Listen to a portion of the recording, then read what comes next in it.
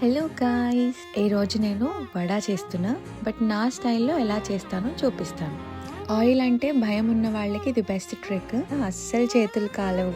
దీనికి ఒక బౌల్లో వాటర్ కావాలి అండ్ ఒక స్ట్రైనర్ కూడా కావాలి. ఆయిల్ బాగా హీట్ అయ్యాక ఈ స్ట్రైనర్ని వాటర్లో డిప్ చేసి అది మొత్తం వైప్ చేసేసి దాని బ్యాక్ సైడ్ ఇలా చేయాలి. డైరెక్ట్గా అలా ఆయిల్లో వేసేయచ్చు.